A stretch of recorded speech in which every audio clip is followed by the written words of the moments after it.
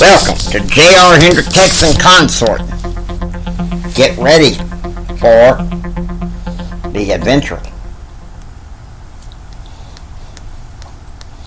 Okay, we are picking up with the rest of November 14th, 3 p.m. Calvin walks over to J.R. and starts talking to him. Dude, how was your trip to Odessa? Calvin asked. Fine, perfect, J.R. said. 4 p.m. Meanwhile, back at the ranch, Jim and Betsy are feeding the goats. Tomorrow's itinerary for Betsy was to herd the cows in the North 15. 4:18 p.m. in Galveston, Kyle and Madison are packing boxes to get ready to drive next week back to Swainfield. Betsy had informed him that there was a bungalow for them to live in adjacent to the ranch house. Kyle is excited about Thanksgiving at the ranch, even though he has trepidations about competing with his blind brother J.R. 5 p.m. at the Spirit Club, J.R. is having dinner with Brent and Stoney and Sharon, who left the restaurant to work at the Center for Public Affairs. J.R. knew Karen was at some Pentecostal tarrying service that evening. 5:20 p.m. Meanwhile, back at the ranch, the family is having cocktails before dinner. Jim is sipping on Jack Daniels in a good mood. And that Mexican went crazy on me today. Had no trees. Before I looked at him square between the eyes with my shotgun, Jim said. Jim, that's not right to say, Betsy said. It's my company, anyway. I said, screw you. And he went back to work, Jim said. 6 p.m. At the ranch, Jim and Betsy are hosting a Sunday night party with columnist Greg and Norma Sanders. They had flown in to Texas for a few days, but would be going instead of Quad to Pennsylvania and North Carolina before returning to Texas. Last night, Claude had rekindled an old flame with Becky Ford, and he wanted to stay behind in Texas while Jim was on his journey. Jim was disappointed that his best friend wouldn't be traveling with him this time. But he also found out is that the Lightfoots had found an estate rented outside of Philadelphia where he could stay. 7 p.m. Back in his room, J.R. talks to Kevin McDonald. We win big time Thursday night. And we have another one against Texas this Friday night, Kevin McDonald said. I have an invitational in Lubbock again against UT and Texas State. My friend Brad says He's going to bring in Jim Bob Horton to come watch the swim meet. Hopefully, watch me swim, Gerald said. You sure you trust these turkeys?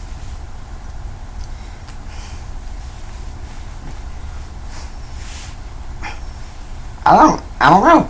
Remains to be seen. Just don't be surprised, Junior, if Brad and Jim, Bob, don't change their minds. Don't change their plans.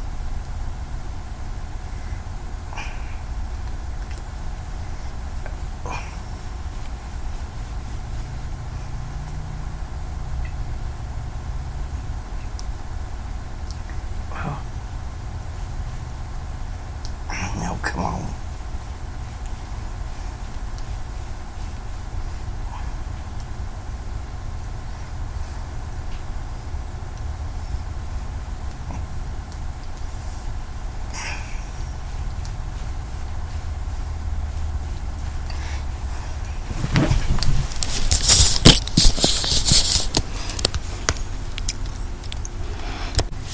November 15th, 1993. 5 a.m. Jim leaves the ranch bound for an oil field in Orla, Texas. It's a fresh oil field with promise. Putting up a rig in 3 days, and Jim wanted to make sure it was the right spot. 6:30 a.m.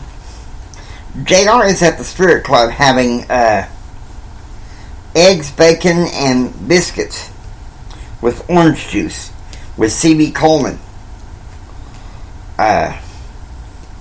Dr. Michael Ogletree, the professor of philosophy at Lubbock University College, delivered a speech about the excellence of Christ. 8:15 a.m. JR is at West Hall taking his government test. He's confident he will do well on the test, knowing that it is 60% essay.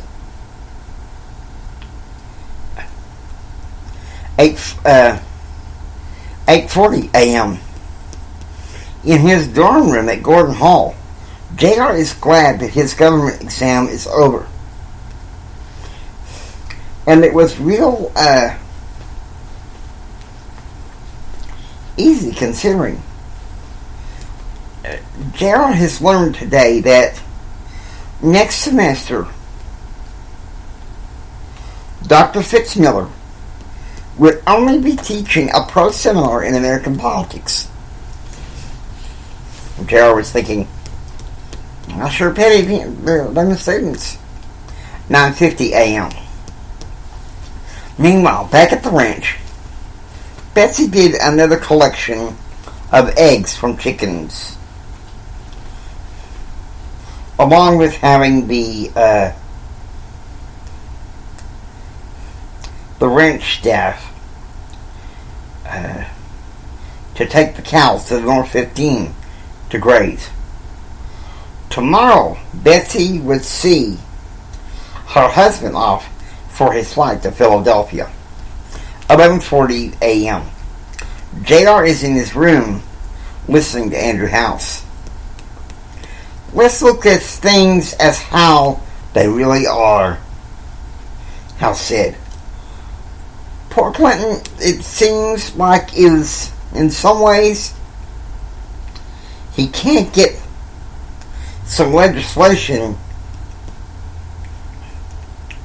which is some dumb legislation, off the House floor, let alone out of committee. And why?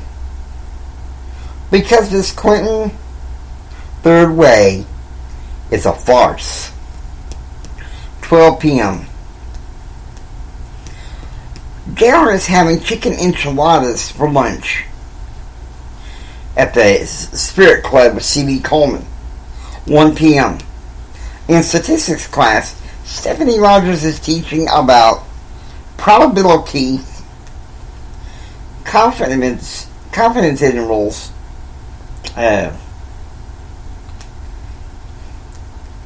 along with correlation.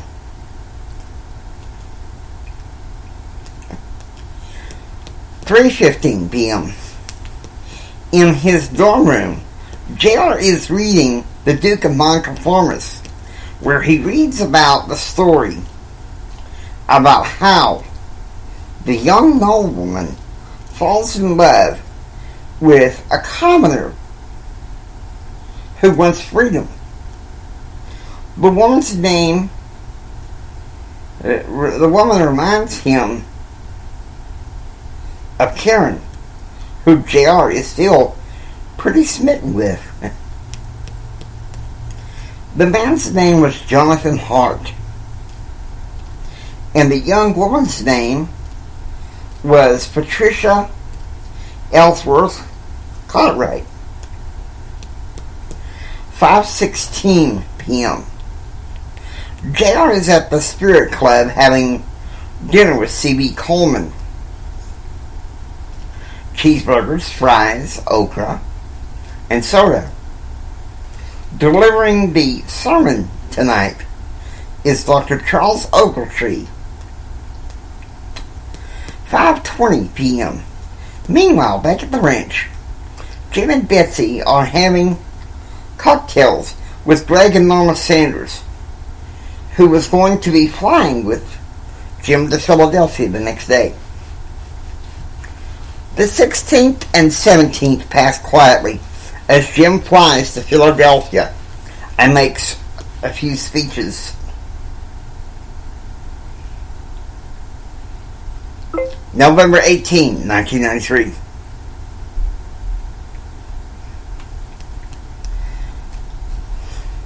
"4 a.m. JR wakes up early, dresses, and goes straight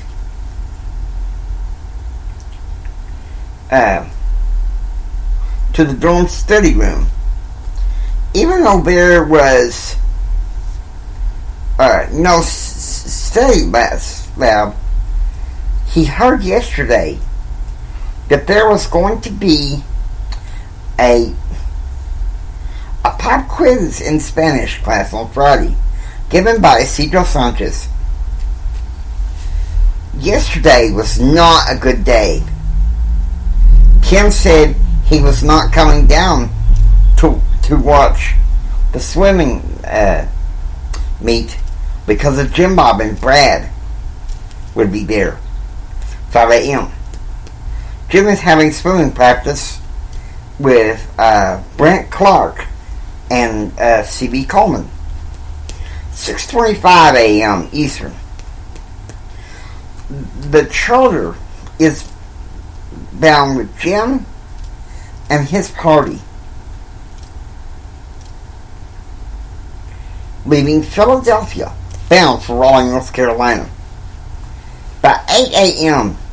Eastern, the Hendrick plane lands in Raleigh, and Jim edges towards his rental car, Chrysler, while the Sanders get into a limo heading to visit Hillary Clinton's rally. 9 a.m. Eastern. Jim is speaking at the North Carolina Chapel Hill School of Business, talking about the need for government incentives for businesses that are small but are willing to grow. 11 a.m. Karen's car pulls up in front of the Texas Tech Library. "Come on in. Out of the cold," Karen said. "You doing alright, JR?" "I'm lonely. Mom says that Dad's gone again. Going all over the country," JR said. "It's alright, JR. God loves you. And we love you.